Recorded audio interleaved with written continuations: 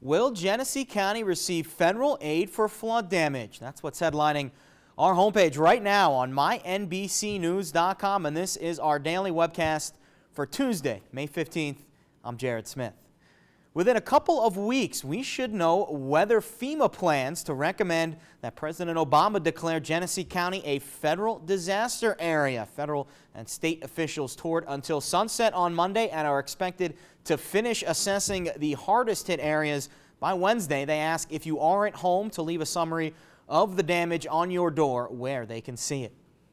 I lost my televisions, tables, dressers, my beds, my son's crib, his pack and play, his clothes. It was just coming in from like the parking lot area, like Niagara Falls down here. The federal and state officials are expected to tour Flint, Grand Blanc, and Mundy townships on Tuesday. We should find out the full extent of the damage and whether or not federal disaster aid is coming within a couple of weeks.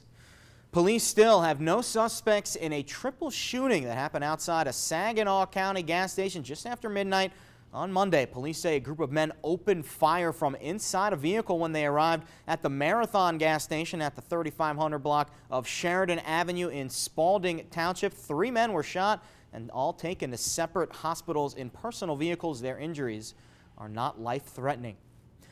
In Flint, pastors from around the state rallied on Monday to protest the state's emergency manager law, saying it's unconstitutional and violates voters' rights. More than 100 people were gathered yesterday outside Flint City Hall. Protesters specifically pointed out several of Mike Brown's executive decisions, including the increase of city service fees, the proposal of a 25% water rate increase, and the hiring of an additional public safety chief. Mike Brown did not comment on the protest. Another rally is expected to take place in 2 weeks.